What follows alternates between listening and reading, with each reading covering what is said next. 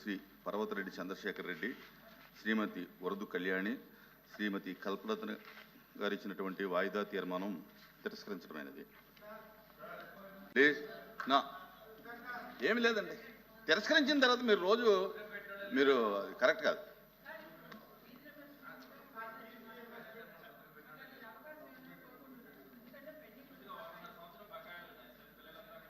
మీరు అది ఏదైనా ఉంటే కనుక ప్రభుత్వం దృష్టికి వేరే మార్గంలో తీసుకెళ్ళండి. చెప్తారా? అధ్యక్ష, ఇంత సీరియస్ ఇష్యూ అయ్యి ఉంటే బీఎస్సీలో పెట్టాల్సిందే, పెట్టలేదు. ఇప్పుడు ఫీ రీఎంబర్స్మెంట్ గురించి మాట్లాడుతున్నారు. గత ప్రభుత్వం దిగిన టైంకి ఎంత ఫీ రీఎంబర్స్మెంట్ పెండింగ్ ఉంది అధ్యక్ష? 4,000 కోట్లు పెండింగ్ ఉంది. కోవిడ్ అప్పటి నుంచి మీరు పెండింగ్ పెట్టిపోయి మీరు తల్లి ఇది బాగాలేదమ్మా, బాగాలేదు, ఇది బాగాలేదు అధ్యక్ష. కోవిడ్ అప్పుడు 644 కోట్లు ఎగ్గొట్టారు అధ్యక్ష. ఆర్టీఎఫ్ కింద 3,000 కోట్లు పెండింగ్, ఎంటీఎఫ్ కింద 8,900 కోట్లు పెండింగ్. చెప్పిన ఒక్క విషయం చాలా ఇంపార్టెంట్ అధ్యక్ష, నన్ను మాట్లాడినండి, ఇది చాలా ఇంపార్టెంట్ ఇష్యూ.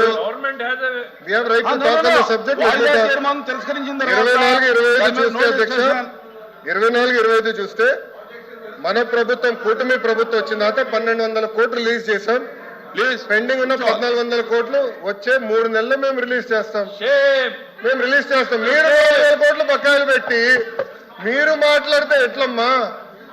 4,000 crores 4,000 కోట్లు మీరు బకాయిలు పెట్టిపోయి మీరు మాట్లాడతారు. 4,000 కోట్లు. కోవిడ్ 644 కోట్లు కోవిడ్ అప్పుడు బకాయిలు పెట్టారు స్వామి. వాయిదా ప్రశ్న ఏది కూడా రికార్డు కాదు. ఏంటో చెప్పండి మాకు. కూర్చోండి, దయచేసి కూర్చోండి, ప్లీజ్ కూర్చోండి.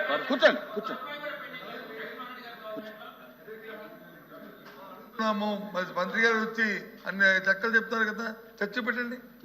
చర్చ చెప్తారు మంత్రి గారు అధ్యక్ష. ప్లీజ్ కూర్చోండి.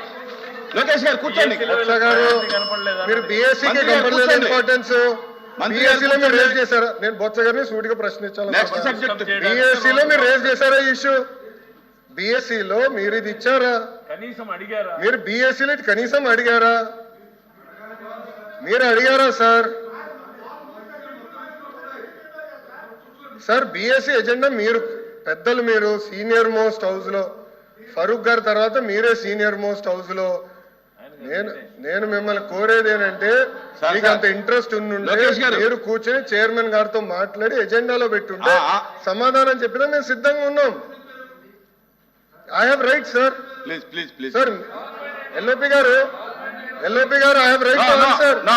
నాకు హక్కులు లేవా హౌస్ లో? నాకు హక్కులు లేదా హౌస్ లో? మంత్రిగా సమాధానం చెప్పే హక్కు లేదని మీరు నిర్ణయిస్తారా? ఎల్ఓపి గారు మీరు చెప్తారండి, మీరు సమాధానం చెప్పాలా చెప్పకూడదు? హౌస్ మీరు నడిపిస్తారా ఇక్కడ? How are you dictating terms to me boss? Sir ఇది బాగాలేదు, మీరు నాకు టర్మ్స్ డిక్టేట్ చేయకూడదు. మీరు సమాధానం ఎట్లా చెప్పారని మీరు అన్నారు. ఎట్లా సార్? బాగాలేదు సార్. నేను జూనియర్ మంత్రి, నా అండర్స్టాండ్. మీ అంత సీనియారిటీ నాకు లేదు. రూల్స్ నాకు తెలుసు. As a minister I have right to answer. Rules లో I have right to answer sir. ఇది ఇరు వర్గాల వాదన. I have right to answer. మంత్రిగా దయచేసి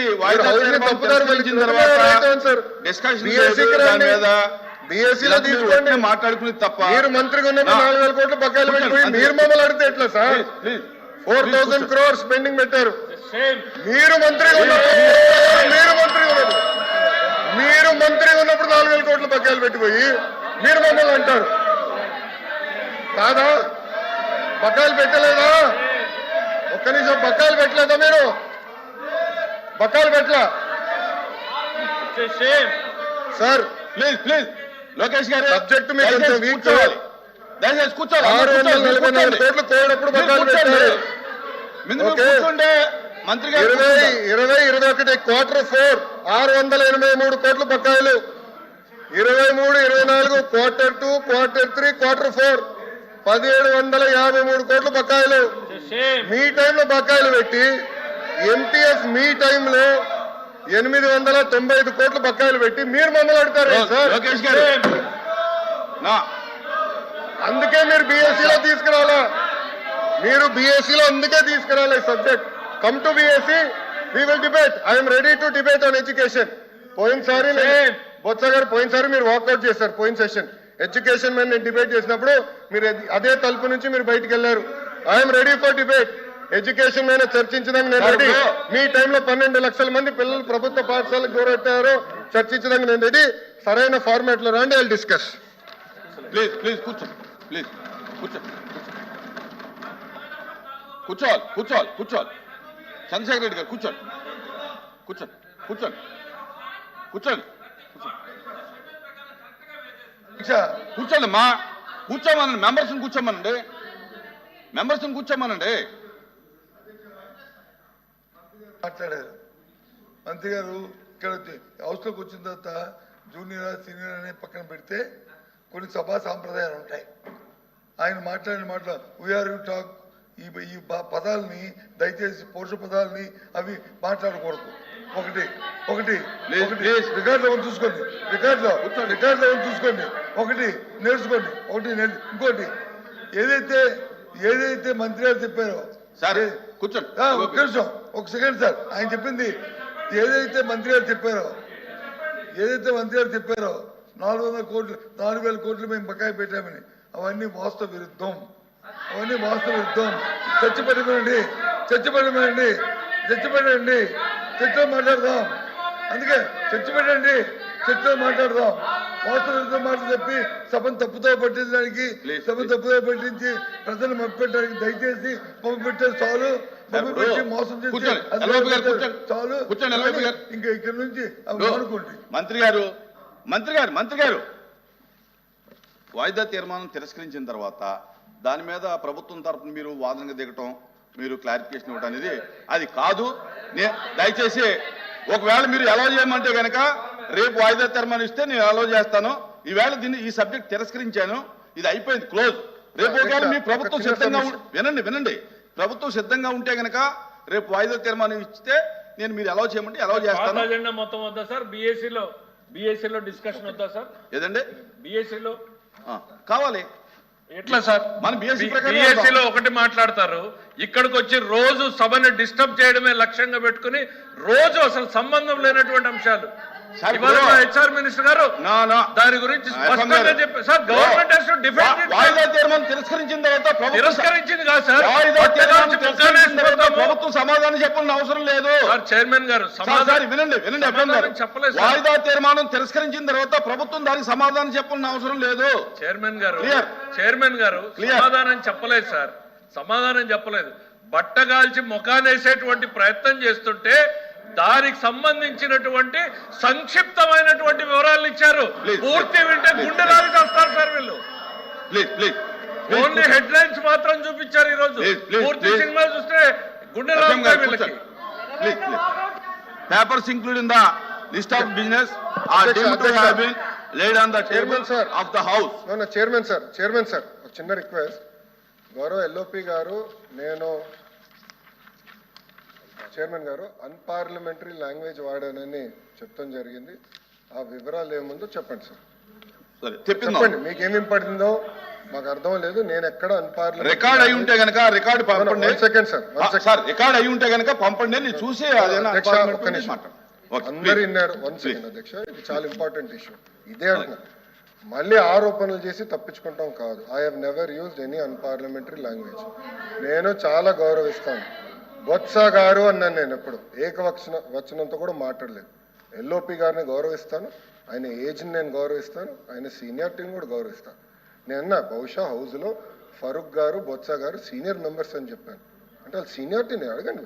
ఫరూక్ గారు నేను ఎంత గౌరవిస్తానో మా సభ్యులందరికీ తెలుసు అధ్యక్ష. దయచేసి తప్పు ఏదైనా అభ్యంతరం ఉంటే చూద్దాం, దాంట్లో ఏదైనా అభ్యంతరం ఉంటే చూద్దాం. Please I have to announce to the house that I have received the following message from the Honorable Speaker, Andhra Pradesh Legislative Assembly. In accordance with Rule 123 of the Rules of the Procedure and Conduct of Business in the Andhra Pradesh Legislative Assembly, I transmit a copy of the Andhra Pradesh Excise Amendment Bill 2025, LA Bill number 15 of 2025 as passed by the Legislative Assembly on 22 September 2025 and signed by me. The above bill is before the House. Question over.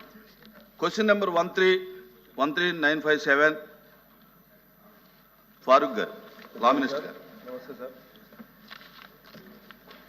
Sir, మొదటి ప్రశ్నకు సమాధానం 2024-25 కాలంలో బడ్జెట్లో 175.5 కేటాయించడం జరిగింది. కానీ అప్పుడు financial constraints వల్ల విడుదల కాలేకపోయింది. మళ్ళా 2025-26కు 175.5 కోట్ల రూపాయలు కేటాయించడం జరిగింది సార్. ఇది ఫైనాన్స్లో ఉంది. ఫైనాన్స్లో అయిన తర్వాత దాదాపుగా ముస్లింలకు 19,790 మంది యువతకు ప్రయోజనం కలుగుతుందని చెప్పి మీ ద్వారా గౌరవ సభ్యులకు తెలియజేస్తున్నాను సార్. విశాఖ భాష. థ్యాంక్ యూ అధ్యక్ష.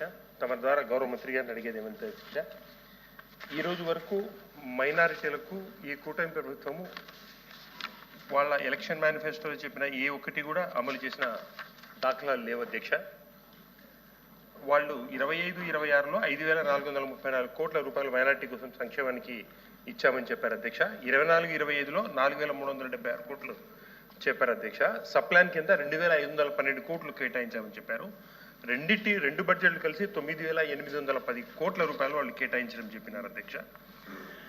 అలాగే వీళ్ళు వాళ్ళ సూపర్ 6 దాని ప్రకారం మైనార్టీల కోసమని 50 ఏళ్లకు మైనార్టీ వాళ్ళకు పెన్షన్ ఇస్తామని చెప్పారు. ఈ రోజు వరకు అది ఇచ్చిన దాఖలాలు లేవు. ఈద్గా కబ్రస్థానాలకు స్థలాలు ఇస్తామని చెప్పారు. అవి ఇచ్చిన దాఖలాలు లేవు. హజ్ హౌస్లకు నూర్బాసా కార్పొరేషన్కు ఫండ్స్ ఇస్తామని చెప్పారు. అవి ఇచ్చింది లేదు. వడ్డీ లేనిది 5 లక్షల రూపాయలు వడ్డీ లేని రుణాలు ఇస్తామని చెప్పారు. అది ఇచ్చిన పాపాన పోలేదు. ఇమాం మౌజన్ లేదు అధ్యక్ష, మీరు ఆలకించాలి.